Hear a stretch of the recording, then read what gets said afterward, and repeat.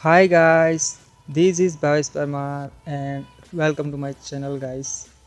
दोस्तों मैं आज आपको एक दूसरे एडवांस स्ट्रक्चर के बारे में बताना चाहता हूँ जो कि है अब उससे बात करने का कोई फ़ायदा नहीं है, अब वहाँ जाने का कोई फ़ायदा नहीं है, अब पछताने का कोई फ़ायदा नहीं है, अब उसे समझाने का कोई फ़ायदा नहीं है। तो दोस्तों आपने इस तरह के वाक्य अपने दोस्तों से कहीं ना कहीं तो सुने ही होंगे। तो इस तरह के वाक्यों को इंग्लिश में कैसे बोला जाता है, इसकी इंग्लिश में आपको इस वीडियो में बताता हूँ। इसके लिए एक एडवांस स्ट्रक्चर है जो कि है now it's no use of, और इसके बाद जो भी वर्ब है उसकी आईएनजी फॉर्म हमें लगानी होगी।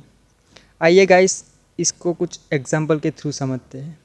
जैसे कि अब उससे बात करने का कोई फ़ायदा नहीं है, तो गाइस इसकी इंग्लिश होगी now it's no use of talking to. अगर लड़की है तो हर और लड़का है तो हिम। चलिए गाइस दूसरा एग्जांपल देखते हैं। जैसे कि अब वहाँ जाने का कोई फ़ायदा नहीं है, तो गाइस इसकी इंग्लिश होगी now it's no use of going there. यहाँ गो वर्ब है तो हमें गो में आईएनजी लगाना पड़ा। चलिए गाइस दूसरा एग्जांपल देखते हैं। अब पछताने का कोई फ़ायदा नहीं है, तो इसकी इंग्लिश होगी now it's no use of regretting. Guys यहाँ मैं बता दूँ कि रिग्रेटिंग का मतलब होता है पछतावा करना। चलिए गाइस दूसरा एग्जांपल देखते हैं।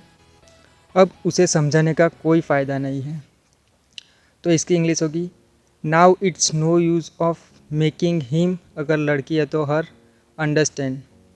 मेकिंग अंडरस्टैंड का मतलब होता है किसी को समझाना। चलिए गाइस दूसरा एग्जांपल देखते हैं। अब उसे डांटने का कोई फ़ायदा नहीं है, तो गाइस इसकी इंग्लिश होगी now it's no use of scolding him. अगर लड़की है तो हर। स्कोल्डिंग का मतलब होता है किसी को डांटना। Thank you guys, keep watching and liking.